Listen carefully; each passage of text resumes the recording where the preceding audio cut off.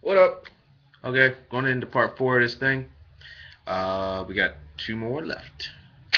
All right. So, next question was, how do I train to make my body support all the moves that I can do, especially when it comes to my legs and my waist?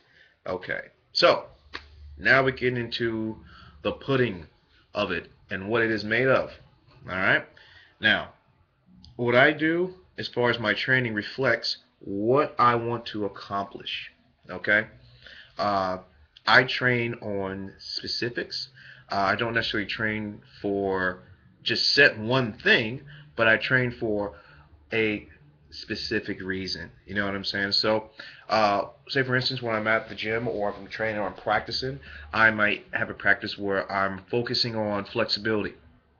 You know, so the workout may have to do with me doing lunges and lots of stretching exercises where I'm doing stretching and strengthening exercises. Deep lunges is always good. Uh, then definitely when it comes to anything where it comes to hip power, you definitely want to get control of your core. All right. Now your core is your stomach, your lower back, branching into your upper back, and your buttocks, your legs. Okay, and everything that goes in between. So you want to make sure that those things are nice and tightened together for the control factor. It will also help you with avoiding injury when these things are up and running in sync with each other, especially when it comes to popping. Um, and I'm just talking about working out and training, what I do in popping. It helps me along. When I stray away from that, I always end up getting hurt eventually. It's only a matter of time. So with working out, it definitely prolongs how the good uses of my body without having to wipe myself out or hurt myself because I'm properly stretching, getting the proper nutrition that I need. Make sure that if I'm building muscle and building strength, that they're properly doing what they're supposed to be doing. Now, in specifics, training for legs, just like any other training session, you got squats. Squats is going to be the number one thing to do.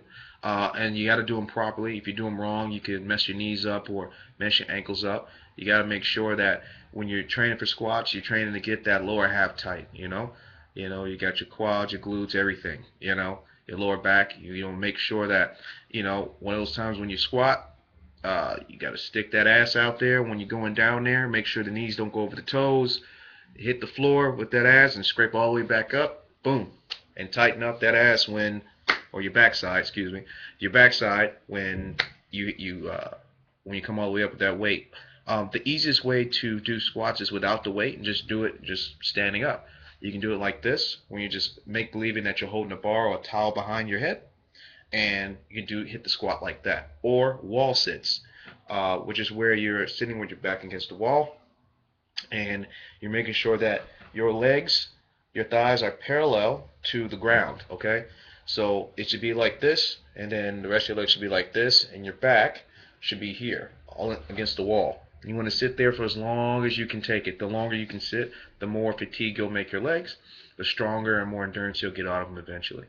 Um, Another way of um, gaining more out of your legs and everything like that. And what I do, I like to do a lot of calf raises and things like that. Now, I don't have big calves, but I don't need big calves. I just need them to be strong and functional.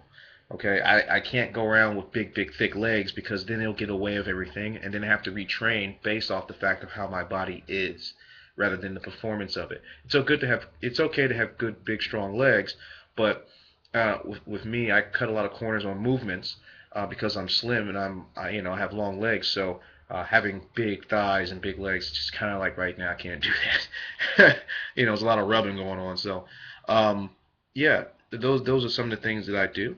Um, as far as uh, my hip power and things like that, most of my hip power, I try to get that from making sure that my glutes are nice and tight and my stomach's tight, and then I'm using the full rotation of what I'm doing. A good way to get a lot of good hip power is fight training.